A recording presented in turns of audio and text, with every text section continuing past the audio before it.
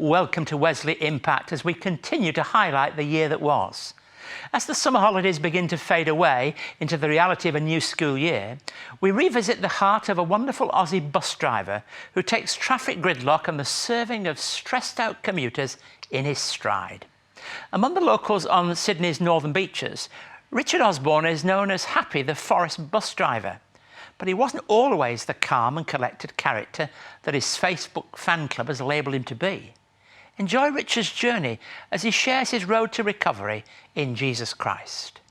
Richard, delight to have you here. Thank you very much. Pleasure. Look, Richard, it's been quite a journey, but the ride's not always been easy for you, has it, if I put it directly like that? No, there's been some bumps. Yeah, and some of that goes right back to early childhood, doesn't it, and parents, really. Tell us a bit about that. When my mother was pregnant with me, she was addicted to drugs, and my parents were told that I wouldn't live. Fortunately, God had a different plan, and she was pretty aggressive, and she was institutionalised when I was 6. We never had her at home ever again after that, and when I was 12 years old, she died. So life was very, very difficult, really. You say also that in your 20s and 30s, you didn't have very much to look forward to in your own life. In fact, you've said to our guys researching this that your sport, your next cigarette, your next drink, your next go, that's all that you look forward to. Yeah. There's those sort of things can bring you some temporal pleasure, but they leave you wanting more all the time, and they don't fulfill you. Were you conscious at that time that there was something more? There was something more that perhaps you could have or want? At times. More in my 30s, I did look into God. When I was a child, my father sent me to Sunday school. And so I had thought about God a few times and investigated, but the world can pull you away so easily if you let it.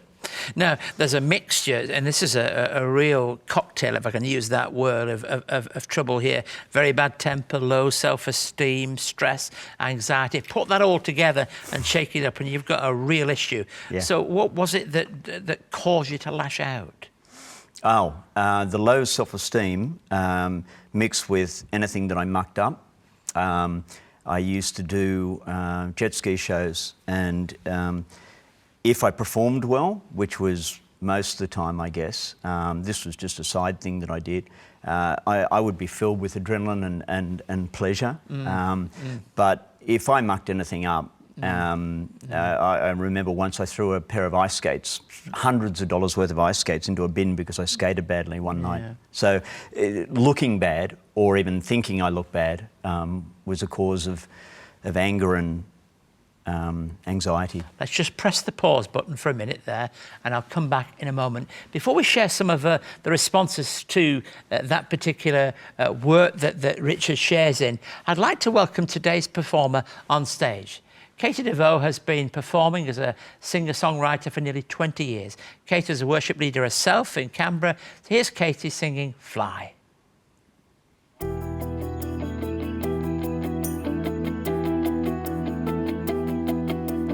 Overwhelming chaos and the daily grind of coffee are the two consistent players in the moment of the life I'm living here. I feel a pulling of a force beyond me, calling me to fan the flames of faith within, so I can sing for joy once more. Now fly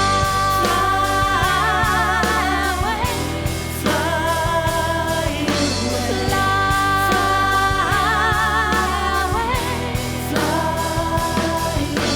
fly away, I think I'll keep these wings today.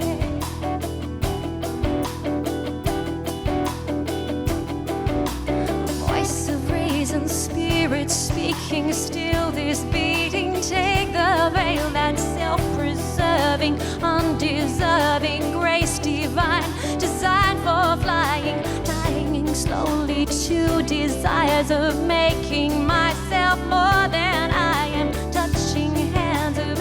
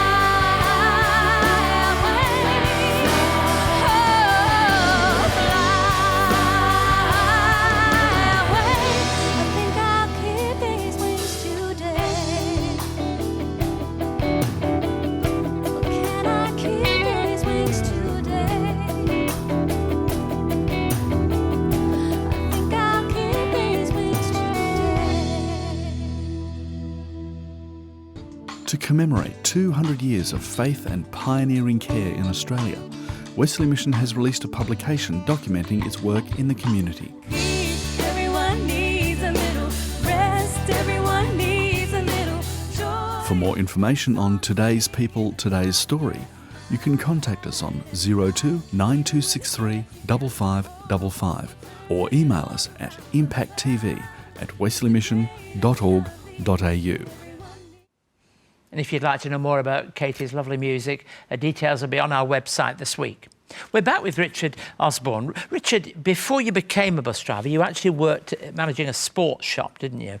And it was one of the staff members there who encouraged you, I think first in a very real way, to think about God. Oh yes, he was a very unusual Christian in that he told me, even though I was his boss, where I was, my anger and various parts of me that he didn't like too much.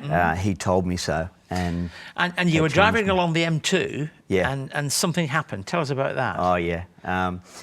After one night of talking to him, a couple of his friends, I sent them packing and I started driving home on my own after shutting up the shop. And I'd given up smoking a couple of months beforehand, but I was on patches. And I was on my own and I just started talking to God. And it wasn't a scripted prayer, like, Our Father who is in heaven, hallowed be. I just started talking to God and I just said, God, my life's a mess. I reckon there's something to you and I want to give you a go. And that's exactly what happened then. You gave him a go and he gave you a go. Yeah, immediately. So what made you want to be a bus driver then? God, although I didn't know that at the time.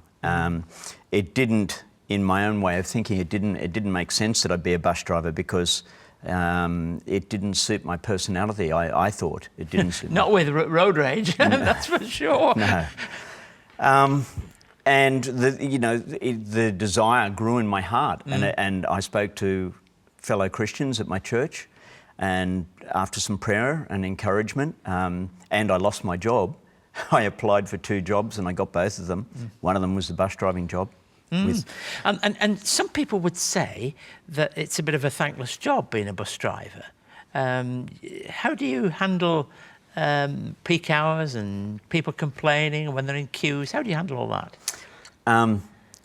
Peak hour doesn't bother me at all unless it affects me to not be able to make a connection with another bus and then passengers are irate at me because I've made them miss their next bus or their train or something like that.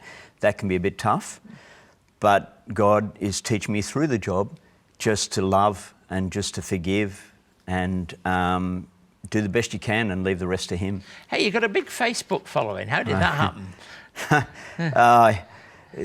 That was amazing. One of my passengers started that Facebook page and it just grew to what it is now. And I visit every now and then and try and put positive things in there about God as much as I can. I don't want it to be too preachy because I don't want to it to shut down and lose the opportunities that come through it. But it just grew. I had nothing to do with it other than that passengers of mine pointed it out to me that it existed. And eventually I looked at it. I mean, I joked about the road rage because that is a very real thing, but to have somebody who's driving that actually cares about the folks who get on, that must make a difference to folks, mustn't it? Yes. Yeah. I mean, to a lot of folks, not to everyone. Yeah. Some people are grumpy, it doesn't matter what. And you can't force people to be anything but grumpy if they don't really want to change. That's right. Which really is an insight into the Christian faith too, isn't it? Because there's an element of decision that needs to take place on our part. You talked about you really decided you were going to give it a go. Yeah. And really, you've got to be one to do that, haven't you? Yes. And what would you say more than anything else as helps you to stay positive and focused? There has been times. I mentioned that I smoked up until 2 months before I asked God for God's help. One of the amazing things that God has done in my life is taken the desire for cigarettes away. I didn't need patches after that night. That first few months of when I asked God into my life was just easy. Everything went well. when things started being a challenge after that, I would get on my knees and I'd just say, what am I doing? I would think I was doing something wrong. But God would bring peace at the right amount of time, at the right time. And God would bless me through a passenger that you could see you've made a difference in their life just by being nice. So you'd be able to get through the grumpy ones just to have that one a day and then two a day or whatever the case might be. Richard, it's lovely to have talked to you. We obviously wish you well in what you do. Thank you. And it's good to see somebody who in their everyday lives are making a witness for Christ. But more important than ever, because your story is such an interesting one, and it has its sadness, but it has such a good outcome, really, at the end. God bless you in the work that you do. And if we meet you on the bus, we'll know who you are. Many of our viewers too will share that same look. Thank you very much, Keith. We'll be back in just a few moments. It's been 200 years since the first Methodists met in Australia. To celebrate 2 centuries of faith and pioneering care, CEO and presenter Reverend Dr. Keith Garner takes us back to where it all began. But we don't begin here at the heart of London. We begin in a town in the north of England. In this fascinating narrative, Reverend Garner chronicles the history of the life and times of the founder of Methodism, John Wesley.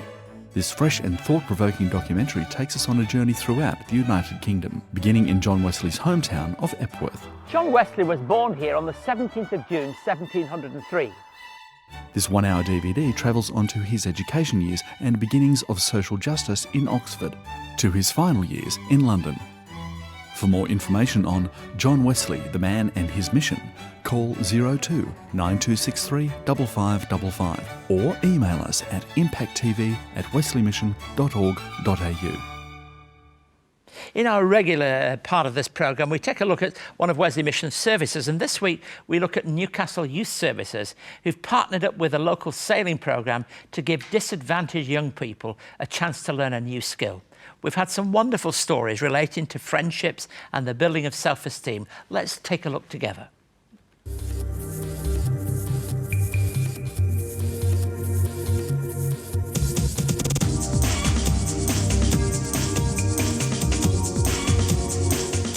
Well, welcome aboard the youth sailing program. This is the beautiful yacht Margarita where it all takes place. She's a 58-foot yacht that I built with my father 20 years ago. It's been around the world, and we use this yacht to teach the youth of Newcastle sailing skills and team building.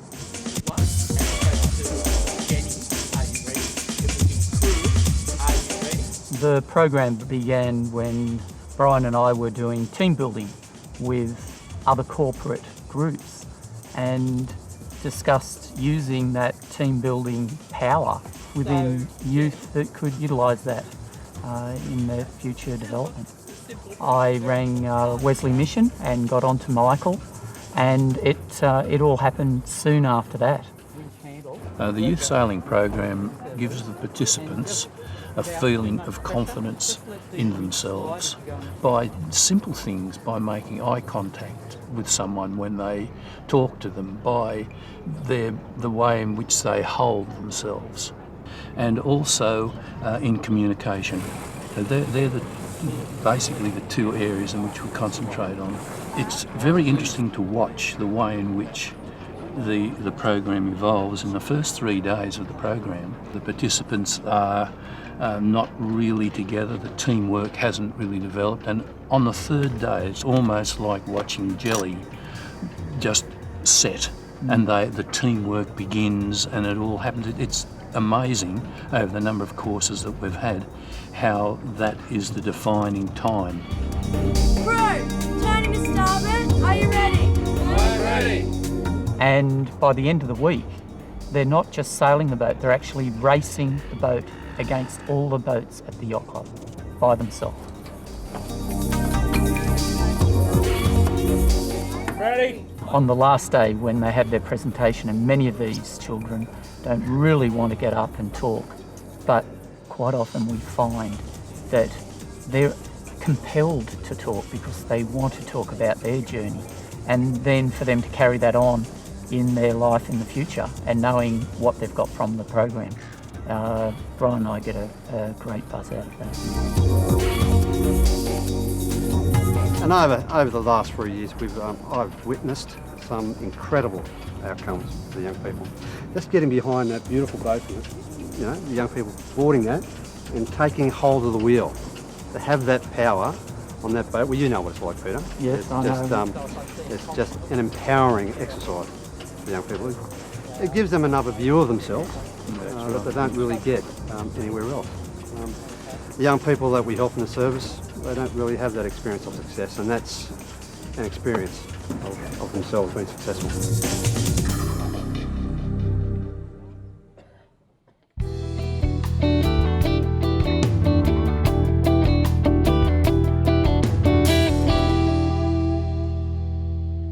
Now, Galilee is not unlike many large inland lakes, but it's particularly interesting to know something about its geography.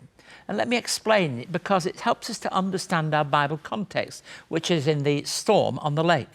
Funnel-type ravines around Lake Galilee make it especially subject to sudden squalls. I can remember taking groups of people onto Lake Galilee on a number of occasions at different visits and experiencing such a sudden storm. You're very calm and suddenly the boat is rocking and makes everybody aware of our Bible reading, which has a reality about it that we mustn't avoid. We're told that this storm was so great that the boat was in danger of being swamped. Let me read the account to you from Luke's Gospel, chapter 8, verses 22 to 25. Just a few verses, but it helps us to see the context. One day, Jesus said to his disciples, "Let's go over to the other side of the lake." So they got into a boat and set out. As they sailed, he fell asleep. A squall came down on the lake so that the boat was being swamped and they were in great danger. The disciples went and woke him, saying, "Master, Master, we're going to drown." He got up and rebuked the wind and the raging waters. The storm subsided and all was calm. "Where is your faith?" he asked his disciples. In fear and amazement, they asked one another, "Who is this?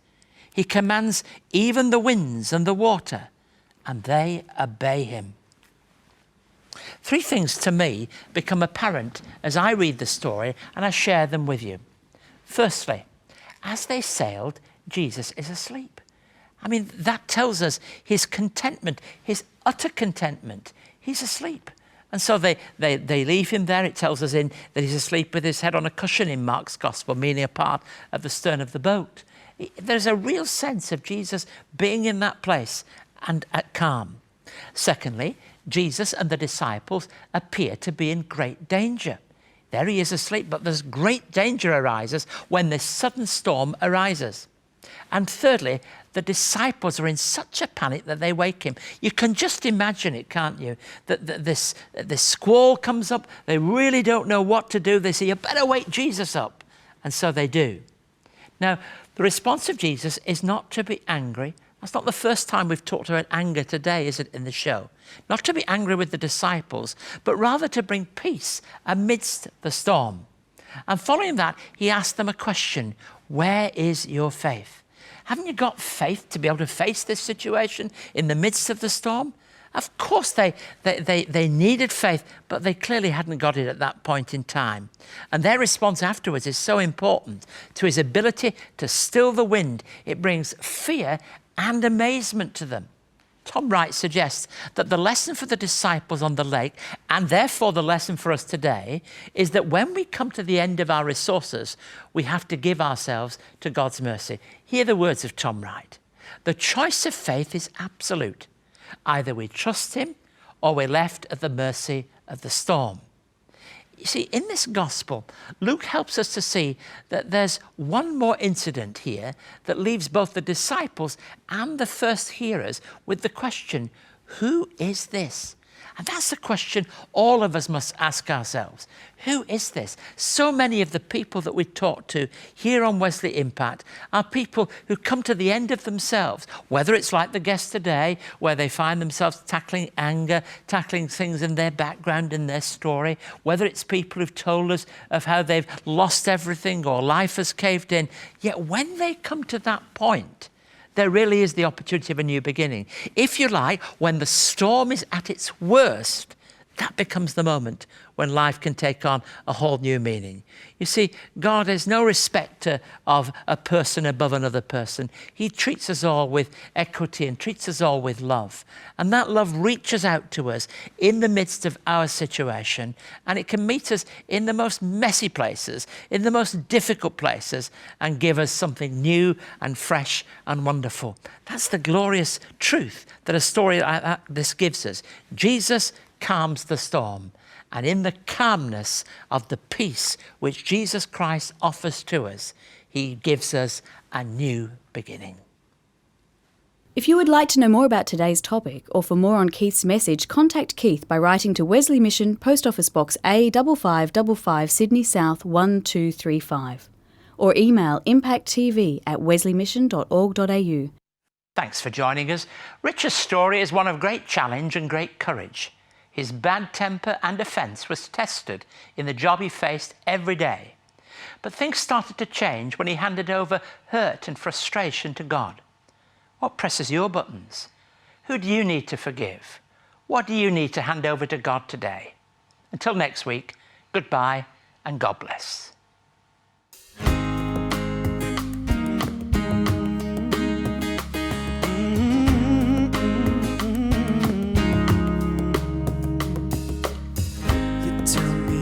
Afraid, 'cause it looks too high and it seems so far away. Where you are today is the same old place you were yesterday. And if you could see all my dreams, they're so out of reach, wouldn't even know where to begin. I'm telling you, my friend, though it all seems hard for you right now, please be strong, hold your head high and you carry on. What your mind can conceive, you can achieve. Keep the faith, 'cause that breakdown is coming your way. Your way, way. 'Cause that breakdown is coming your way. You don't know where I'm from. If you knew, you'd see that I have nothing to give. It'll just take me too long to reach my destination.